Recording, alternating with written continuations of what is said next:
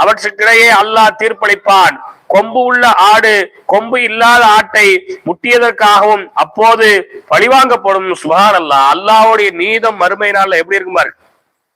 கொம்பு இருக்கிற ஆடு கொம்பு இல்லாத ஒரு ஆடுகிட்ட போய் சண்டை போட்டு அந்த ஆடை முட்டுச்சுன்னு சொன்னா, கொம்பு வச்சிருக்கிற ஆட்டுக்கு மறுமை நாள்ல அல்லாஹ் ரப்பல் ஆலமீன் தண்டனை கொடுப்பான்.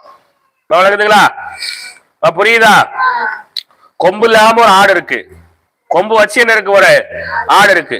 இப்ப இந்த கொம்பு இருக்கிற ஆடு என்ன செய்யுதுன்னு சொன்னா, வேற கொம்பு இருக்கிற ஆடுகிட்ட போய் சண்டை போட மாட்டேங்குது, பயந்து. எதுட்டு போய் சண்டை போடுது? கொம்பு இல்லாத ஆடுகிட்ட போய் என்ன செய்யுது, முட்டுது, மோதுது, அந்த ஆட்டை குத்துது. இப்ப இந்த கொம்பு இருக்கிற ஆட்டையும் கொம்பு இல்லாத ஆட்டையும் எல்லாம் மறுமை நாள்ல கொண்டு வா. கொம்பு இருந்துச்சுட்டு உலகத்துல இந்த ஆட்டை நீ தேவையில்லாம போய் முட்டினியா? நல்லா கேட்பான், முட்டினியா? ஆமா முட்டின. இப்ப இந்த கொம்பு இல்லாத ஆடுக்கு கொம்பை கொடுப்ப, உனக்கு கொம்பு உலகத்துல கொடுத்த, இப்ப கொம்பை எடுப்ப, இந்த ஆடு உன்னைய பழி வாங்கும் சொல்லி எல்லாம் பழி வாங்க விடுவான். ஆட்டுக்கே எப்படின்னு சொன்னா, நமக்கு 5 அறிவு தான் ஆட்டுக்கு, அப்படிதானே? அந்த 5 அறிவு இருக்கிற ஆட்டுக்கே அப்படி ஒரு விஷயத்த அல்லாஹ் கொடுக்குறான். சிந்திக்காம அதை செயல்பட்டதுக்கே அல்லாஹ் அப்படி கொடுக்குறான்னு சொன்னா, 6 அறிவை கொடுத்து, மார்க்கத்தை கொடுத்து, குர்ஆனை கொடுத்து,